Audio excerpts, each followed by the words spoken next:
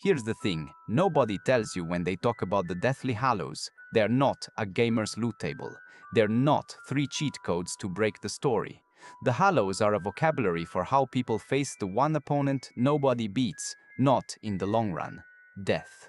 And if you track that vocabulary through Philosopher's Stone, Half-Blood Prince, Deathly Hallows Part 1, and Deathly Hallows Part 2, you don't just get a scavenger hunt, you get the blueprint for Voldemort, Snape, and Harry's souls. Let's start with the fairy tale itself, because the movies frame it like a spell being cast over the whole saga.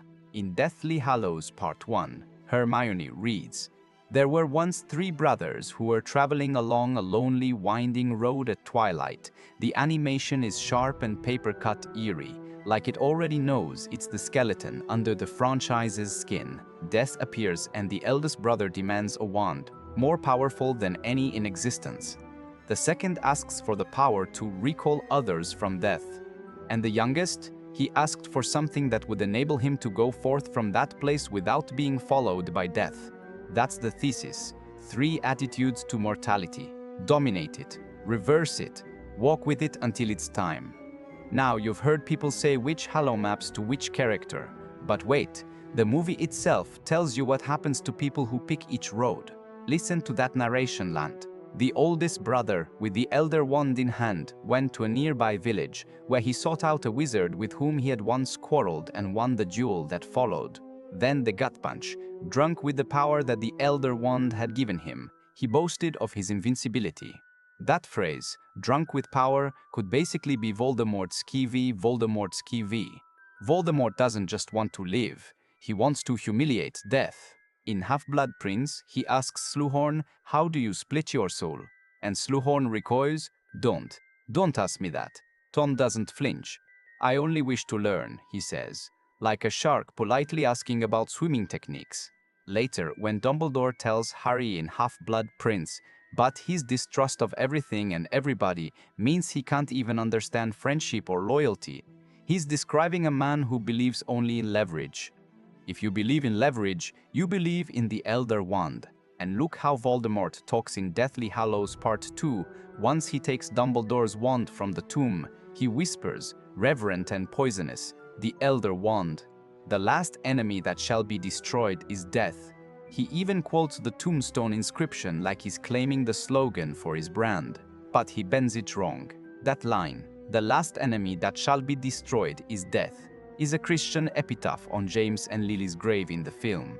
A quiet seed that the movie plants to say, yes, death is an enemy, but it's not beaten by domination. It's beaten by what happens when you stop running.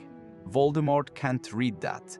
Watch what he does once he believes the Elder Wand is his. He fires spells like a toddler with an air horn.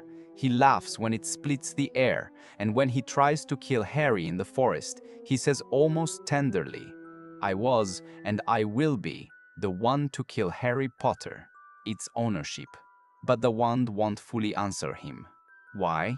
Because Dominion can't love you back, and the Elder Wand responds to allegiance, not fear, which is exactly why the fairy tale ends with the eldest brother dead in his sleep, his throat cut, because power that shouts only invites a quieter knife. Now shift to the second brother. The Resurrection Stone isn't about victory, it's about ache. It's the grief loop. In the tale, the second brother took the stone and turned it thrice in his hand, and his lost beloved returned, not fully, not truly. She did not truly belong to the mortal world, and eventually he kills himself because the imitation isn't life. That is Snape's tragedy carved into onyx. Snape never wants power for its own sake. He wants the past to unhappen. In Half-Blood Prince, the most revealing line isn't a shout. It's a word like a bell. Always. When Dumbledore asks, "After all this time," he answers, "Always." People put that on t-shirts, but listen to the ache baked inside it. It's beautiful and also imprisoning. Always is a spell he casts on himself. He's not living, he's orbiting the scene of the crime. Look at his first scene in Philosopher's Stone, the theatrical, brittle cruelty, Mr. Potter, our new celebrity. He clocks Harry as a living photograph of James and Lily. Every sneer contains a memory he can't reconcile. He can't move forward, so he acts like he can freeze everything, punish the present in exchange for the past. That's the stone's logic. When Dumbledore unveils the plan in Half-Blood Prince, that the headmaster is already dying, that Draco must be spared, that Snape must do the killing. Snape hisses, "You ask too much." But then, almost broken, he says, "I have done my part." And Dumbledore, cold and kind at once, replies, "You must be the one to kill me, Severus."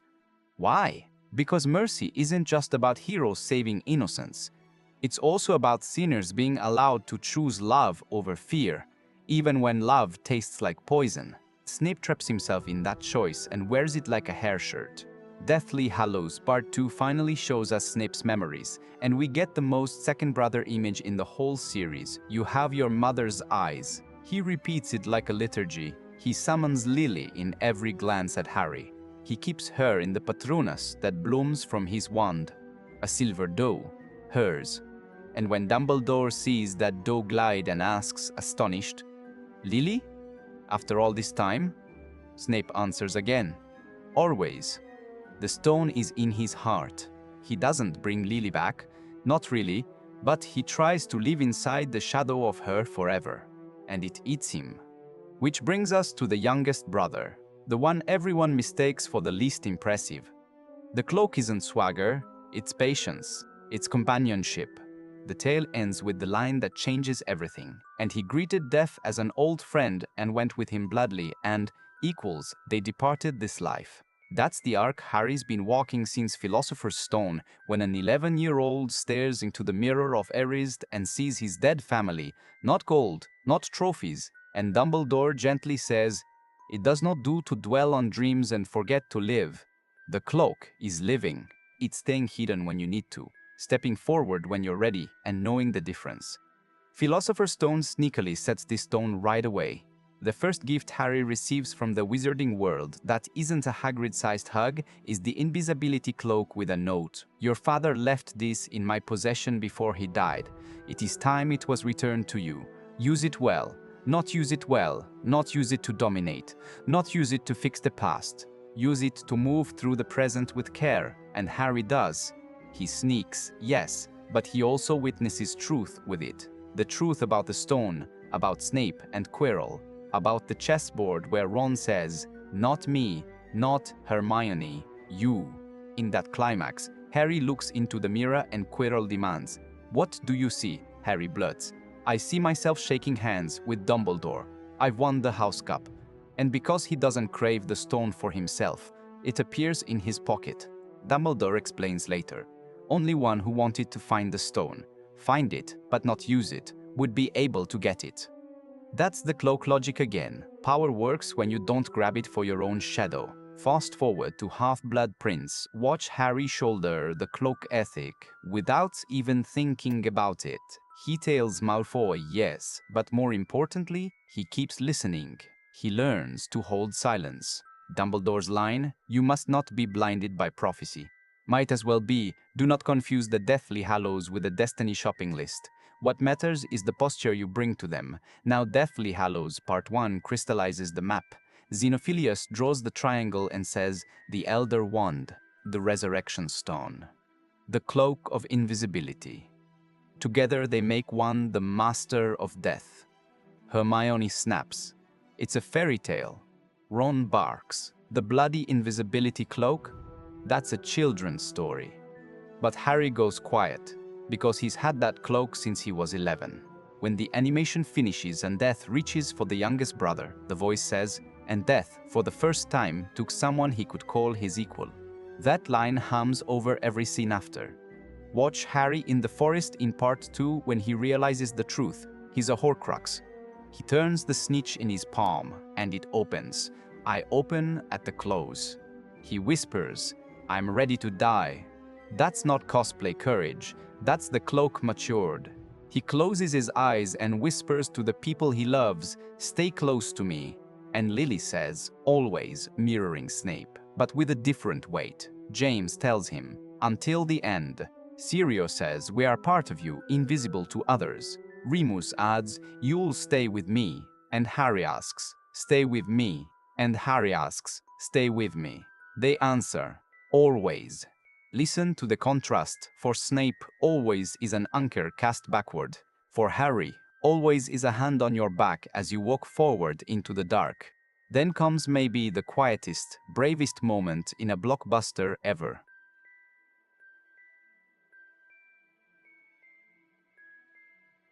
Voldemort raises the Elder Wand. Harry doesn't even lift his own. There's no dramatic pose, just breathing, open eyes. Voldemort whispers, "Avada Kedavra." And Harry falls. The Hallows aren't talismans, they're attitudes. Harry holds the stone for comfort, drops it. He never tries to clutch the dead. He wears the cloak when he must, but he takes it off to face the end. And he refuses the Elder Wand even when he could dictate. Think about King's Cross. Dumbledore appears all in white, and Harry asks the most human question, "Is this real, or has this been happening inside my head?" Dumbledore laughs, "Of course it is happening inside your head, Harry. But why on earth should that mean that it is not real?" That's the cloak voice again, gentle, paradox-loving, unafraid.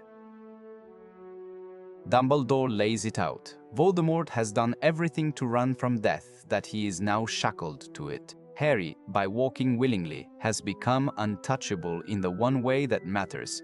Now, the final duel. Voldemort is holding a miracle stick that keeps misfiring like a bad wand at Ollivander's return desk. He howls, "Only I can live forever," and you can hear the tale's first brother boasting in a pub, begging to be robbed. Harry counters with the smallest word that destroys empires. "Try for some remorse, Riddle."